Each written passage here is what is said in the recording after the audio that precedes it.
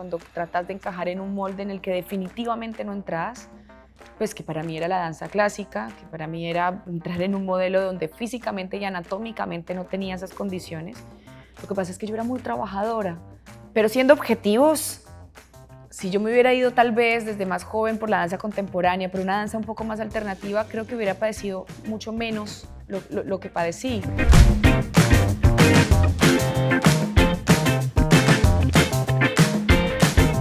Yo creo que a los 40, que cumplí este año, todavía no te está solucionando cosas de su adolescencia. No termina más. Más vale, porque eso es vivir también. Caro, bienvenida. Gracias por estar acá. A vos. ¿Y cómo fue crecer en Colombia en los 80? ¿Cómo fue tu infancia?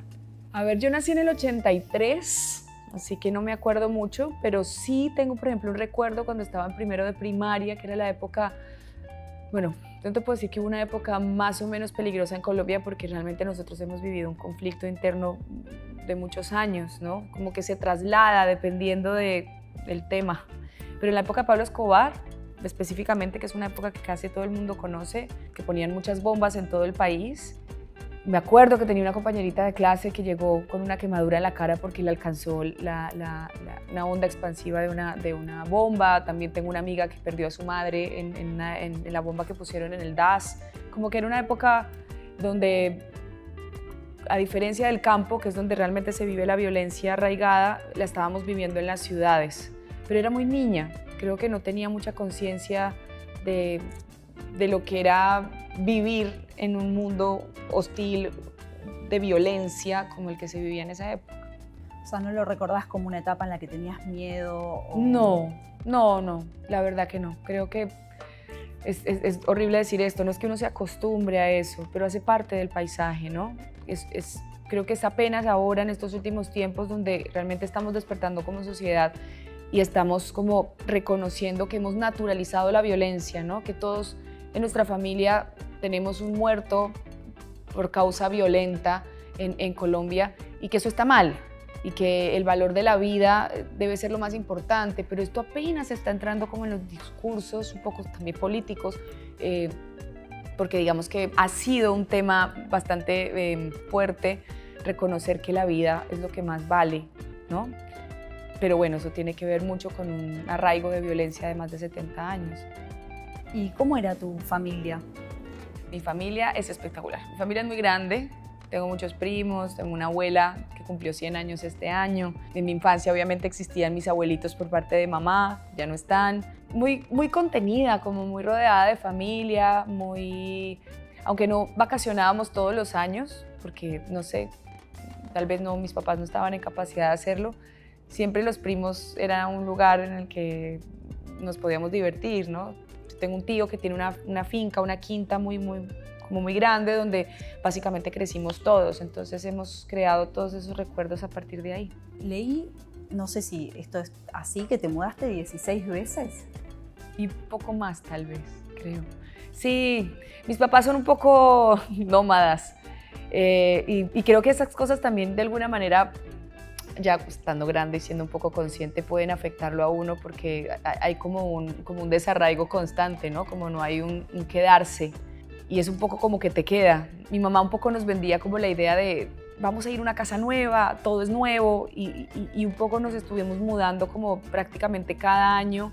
Vivíamos en alquiler, no era una situación fácil para mis padres, estaban en una condición económica compleja, pero no sé, mis papás siempre le buscaron como la diversión a todo, entonces no recuerdo como un trauma que eso fuera así, al contrario, siempre era como una nueva aventura.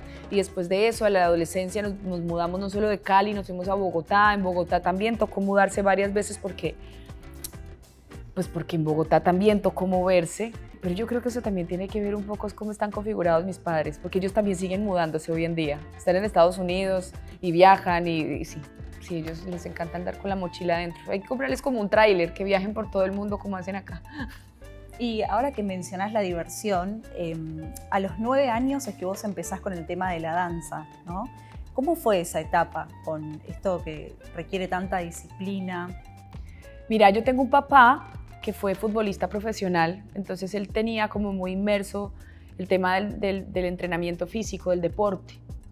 Y desde chiquita, como desde niña, 4, 5, estuve en gimnasia olímpica, como que mi papá fue muy, muy enfático en que yo tenía mucha energía y que había que ocupar a la niña porque me alcanzaba para todo. Aparecieron las convocatorias para Incol Ballet, que es una escuela de formación artística que solo existe en Colombia, digamos en Cali, que se entra a partir de los 9 años siguiendo, digamos, unas condiciones físicas, como la Escuela del Teatro Colón, digamos que es una formación académica de bailarines profesionales y pasé. Tenía condiciones físicas y bueno, eso me permitió entrar a la escuela. Y yo siempre fui como muy disciplinada, no sé, como que tenía este chip de ser como muy metódica y fue un lugar donde me lo tomé siempre muy en serio y me gustaba mucho bailar, me gustaba mucho el ballet, me gustaba mucho la danza. La padecí obviamente también porque es un nivel de exigencia muy grande que a veces atenta contra la propia salud mental y física si no está bien, digamos, llevada. Pero bueno, eso finalmente mi formación como actriz empezó ahí. Y a vos te afectó un poco en lo físico, ¿no? ¿Tuviste trastornos? Sí, a los 14, 3, no, bueno, en realidad eso empieza como a los 12, pero realmente como que se agudiza a los 14. Pues la anorexia nerviosa es algo que crece muy silenciosamente. Digamos que tuve la fortuna que mi mamá como que se dio cuenta pronto, en el momento en que tocaba darse cuenta, y supo cómo manejarlo de tal manera que no fuera para mí o para todos como algo muy traumático, y pude salir. No del todo, ¿no? Porque cuando vos vas creciendo, te vas convirtiendo en adolescente, llegas a la adultez, estas cosas las vas arrastrando, ya como en un trastorno alimenticio, pero ya digamos que vas arraigando ciertas cosas con respecto a tu bienestar personal que con la madurez vas corrigiendo, ¿no? Y que con la madurez que finalmente te va mostrando qué cosas son sanas para vos, qué cosas no, pero bueno, a eso pasó un tiempito. ¿Y cosas como qué arrastrabas? Mira, la inseguridad, por ejemplo, que es una cosa que arrastramos todos los seres humanos, obviamente, y sobre todo cuando vos sos adolescente, no tenés herramientas, cuando tratas de encajar en un molde en el que definitivamente no entras, pues que para mí era la danza clásica, que para mí era entrar en un modelo donde físicamente y anatómicamente no tenía esas condiciones. Lo que pasa es que yo era muy trabajadora, pero siendo objetivos, si yo me hubiera ido tal vez desde más joven por la danza contemporánea, pero una danza un poco más alternativa, creo que hubiera padecido mucho menos lo que padecí. Después vienen las lesiones. Las lesiones también es una forma de autoflagelarse que uno va encontrando, ¿no? Como que pones el estándar muy alto y alcanzar ese estándar tiene un precio muy alto, atenta un poco contra vos. Entonces, precisamente son como todas esas cosas que todos los seres humanos vivimos en la adolescencia, ¿no? Unos más que otros, porque no todos los seres humanos tienen la misma contención familiar que otros. Hay gente que crece sola, hay gente que crece muy, muy rodeada de amor, hay gente que crece muy rodeada de maltrato, odio. Entonces, ¿cómo nos vamos configurando como seres humanos? Pero obviamente la adolescencia en sí ya trae una carga enorme de un montón de cosas que con la madurez uno sabe cuándo solucionar, o sea, uno va aprendiendo a solucionarlas. Yo creo que a los 40, cumplí este año, todavía uno está solucionando cosas de su adolescencia. ¿Quién no? No termina más. No termina más. Más vale, porque eso es vivir también. Creo que te alejás finalmente por las lesiones que estabas teniendo, ¿no? Mira, decido dejar de bailar ballet clásico, creo que también porque fui consciente que no iba a llegar a ser la primera bailarina de la Ópera de París. También, digamos que fui muy consecuente con haberme terminado el colegio y no haber entrado a una compañía profesional. Pero por eso precisamente que te decía, por las condiciones físicas, ¿no? O sea, cuando uno ya sale de la escuela y se lanza al mundo de la danza universal, hay gente que tiene muchísimas condiciones y ante eso no puedes hacer nada, ¿me entendés? Sí, vos te puedes esforzar físicamente, ser muy disciplinada y llegar a un punto, pero una cosa es el virtuosismo, que es un poco como se nace también. Y darse cuenta de eso también es de alguna manera madurar. Las lesiones siempre estuvieron. A los 15 me rompí los meniscos, a los 9 me torcí un tobillo y quedé con un esguince, o sea, uno las va sorteando. Pero ya después apareció una lesión en la cadera, un poco más compleja, que si hubiera seguido ese ritmo y de esa manera en como tal vez me esforzaba, pues hubiera podido terminar en algo peor. Entonces, pero también apareció coincidencialmente o causalmente, no lo sé, la actuación, que es la que finalmente viene a salvarme la vida, porque finalmente es la que me muestra que lo que más me gustaba a mí de bailar era interpretar personajes. Y ahí llegué con toda esa formación y con todo ese bagaje que la danza me había dado, y eso me permitió subirme a las tablas, a hacer teatro muy chiquita. O sea, a los 19 yo ya estaba en una compañía profesional de teatro, como que pude llegar a acceder un poco más fácil, porque yo ya tenía un camino recorrido, los directores les gustaba trabajar conmigo porque tenía una conciencia corporal, y en el teatro, digamos que pues, yo estoy montando un escenario desde los 9 años, entonces eso ya lo tenía casi, orgánicamente. O sea que no sufriste como un duelo, ¿no? Al dejar la danza.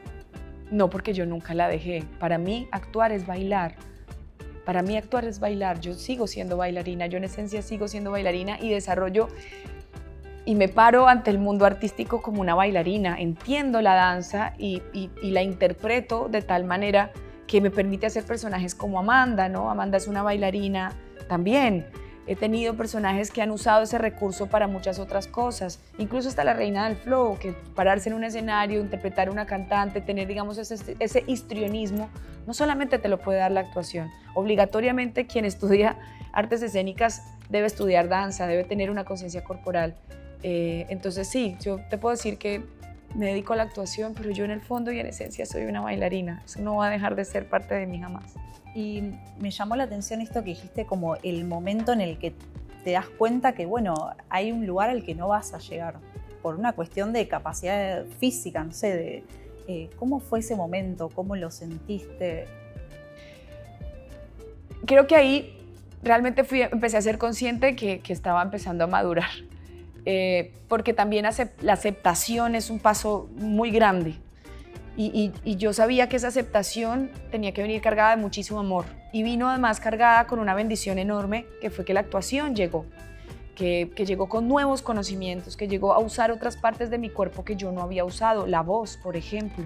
En la danza la voz no existe, existen otras cosas, como también de construir esa bailarina que tenía ciertas posturas, cierta conciencia corporal, cierta forma de moverse, y traerla a convertirla en una persona que, no sé, tal vez en su vida jamás entró a una sala de ballet, ¿no?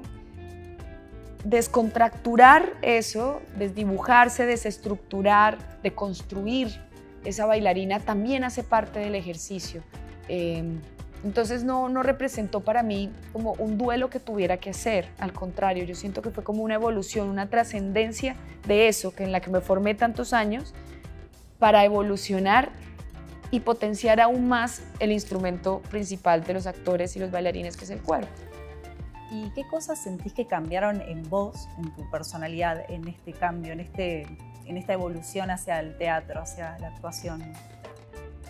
El afuera, el observar afuera. Cuando vos sos bailarín, es muy cerrado, es casi un gueto, ¿no? Digamos que todo pasa adentro, todo pasa a la sombra del coreógrafo, del director o del tipo, digamos, de danza, la influencia que se está moviendo. Cuando nos abrimos, o cuando yo me abro a la actuación, tengo que salir a la calle, a ver a la gente del común, a observar a la gente del común, cómo era la gente del común. Durante muchos años, toda mi vida giró alrededor de un salón de ballet. Cuando tengo que salir, ya me encuentro con el transeúnte, ya me encuentro con la persona que, no sé, la madre, el padre, el hijo, y ahí tengo que acceder. Entonces es una apertura, digamos, a ese mundo natural, a ese mundo, sí, que existe. ¿Tenés algún proyecto ahora en mente o tenés planeado en algún momento volverte a vivir a Colombia? Mira, el proyecto más próximo, me voy a México a hacer una serie que se hizo acá, que se llamó Mujeres Asesinas. Me voy a hacer la segunda temporada de México, con un personaje muy complejo, que me tiene muy emocionada porque requiere de mucho trabajo, hablar mexicano, pero no acento neutro, no, mexicano, de barrio, y eso hay como toda una formación ahí que me estoy gozando muchísimo. Un tema muy complejo, que es el tema del abuso infantil. Entonces hay que tomarlo con mucha seriedad y con mucha responsabilidad. Eso me ha tomado un tiempo y me encanta el tiempo que toman las cosas para poder hacerse, así que espero que eso salga bien. Después de México vuelvo acá, porque me gusta mucho, porque quiero pasar Navidad acá, porque quiero estar acá. Y tengo un 2024 reservado para lo que venga, o sea, hay como un par de proyectos a los que no les dije que sí, porque no sé, creo que me quiero aguardar porque tengo proyectos personales que quiero empezar a desarrollar. Me encantaría una maestría, me encantaría el tema de la academia también, la investigación. Tengo un par de proyectos que tengo que desarrollar, incluso con Colombia, con algunos colegas artistas. No sé, creo que es un año donde van a surgir muchas cosas personales, ¿no? Más allá de ser la actriz de o trabajar en tal proyecto o hacer tal cosa, quiero empezar como realmente a tomarme en serio los proyectos personales que han estado ahí guardaditos porque da miedo, porque no te atreves, pues no te animas, también porque no ha sido el momento, ¿no? Creo que me la he pasado como laburando muy seguido y ya es hora de que encare la vida como debe ser, como una adulta responsable. Y hablando de esto, muchos se preguntan si va a haber una tercera temporada de La Reina del Flow, si se habló algo. O... Yo me lo pregunto todos los días. ¿Cuándo habrá una tercera temporada? ¿Me gustaría? No lo sé. En el momento que terminé, obviamente, definitivamente dije, no es posible. Además, ¿qué más vamos a contar? Si ya se le acabaron todas las vidas. Las 7 vidas le quedó la última, o sea, se llega a rayar y se muere el personaje. Me da miedo eso, ¿no? Que lancen una tercera y sea para matarla. Puede pasar. No sé, si ustedes quieren verla muerta, pidan la tercera temporada. Pero no sé, la verdad que no ha sido como un tema que sí, obviamente ha resonado este año, pero que yo creo que todavía no hay nada concreto. Hay que esperar, como siempre. Bueno, Caro, muchas gracias. A vos, gracias.